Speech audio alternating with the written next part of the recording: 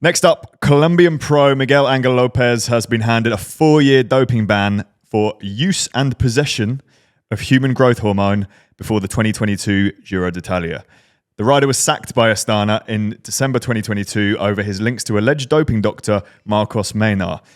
He's now been slapped with this ban in the wake of Operation Ilex, which is an investigation by Spanish police and the country's anti-doping agency into the doctor. The UCI's anti-doping tribunal found that Lopez was guilty of an anti-doping rule violation of the use and possession of menotropin, a fertility medication which can stimulate the production of testosterone in men.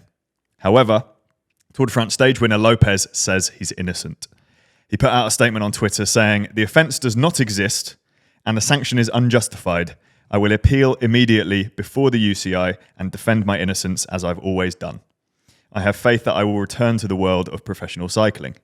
He now has a month to appeal his ban to the Court of Arbitration for Sport. So I started reading up on this Operation Ilex. The report claimed that dopers are allegedly still cheating by exploiting a loophole in testing times in Spain, specifically where this thing was going on. Basically, this report found that, and it was reported by Spanish news site Marca.com. Basically, due to privacy laws in Spain, doping controls are not allowed at athletes' homes between 11 p.m. at night and 6 a.m. in the morning, or on weekends.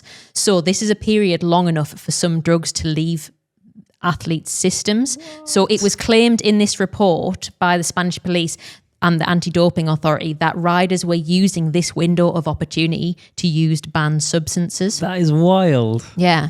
Can I also just add, how horrible does human growth hormone sound? Oh, ugh. People used to do it at the gym that I worked at. I was a lifeguard there. Were you? And then you'd get the guys who, I was a lifeguard for a bit. And the gym guys were a classic gym bros. And they would start working there. I worked there for 2 years, and they're like guys who kind of started at the same time as me, and they were working in the gym. And then they'd be like lifting weights, and they'd get well into it. A year later, they're like, suddenly their gains went huge, and then they'd come down and they'd let me on my break, and they'd come and sit and chat, and he's like, "Yeah, I've been doing loads of growth hormone, and that's why I've got massive." And they'd all get like acne and stuff as well. Yeah, I actually think there's a massive problem with gyms being hotbeds for that kind of thing, but almost through grooming, if that's the right word. And it is grooming, isn't it?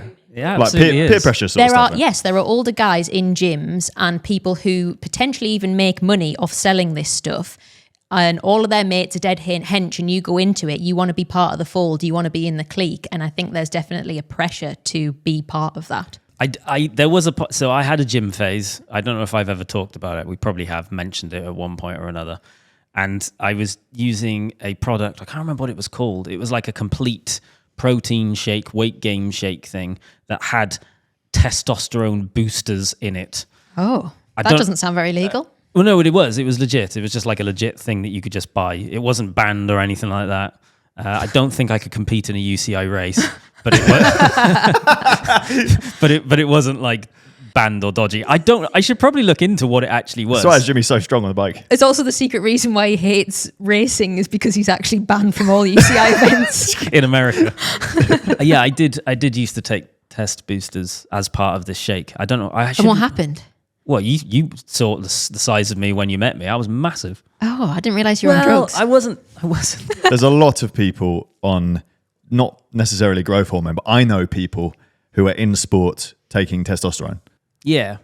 And it makes a massive difference to their, like people get TUEs for it as well. So they'll go to the doctor, they'll take it a bit, go to the doctor, take it a bit, stop taking it. So their testosterone then drops, go to the doctor, say they're tired, get tested, and then they're like, "Oh, you have low testosterone," and then you get prescribed testosterone. Isn't it quite a common side effect of endurance sport? Like extreme endurance sport? Low testosterone? Yeah. Well, if you're not recovering and looking after yourself, probably. We're definitely not saying go and buy testosterone. Go buy testosterone. I know for a fact that it would mess you up big time further down the road. However, my I'm sure he won't mind me saying this. My dad now takes testosterone. He's 74. He was 74 yesterday. Is he well hench? And he was Happy birthday, Ivor. Happy birthday. He was losing a lot of muscle mass. And HRT is a very common thing. Hormone replacement therapy is a very common thing for women after menopause because your estrogen stuff drops. But for men as well, you can go to the doctors and get testosterone, and it's made him much more able-bodied, able to do stuff. It's just slowly through life, isn't it? Yes, It's like exactly. when you find a partner and you're with them for a while, your testosterone drops. When you have children, your testosterone drops. And then as you get older anyway, and then you've got muscle wastage and everything as you get into real old age. Yeah. Well, not even real old. It's like 50 plus, right? It's hard to put on muscle. It becomes harder and harder. So I can see why people are tempted. Yeah. I'm glad we managed to talk around that subject without really ever mentioning this guy so we can't get into any legal trouble. Well done, team.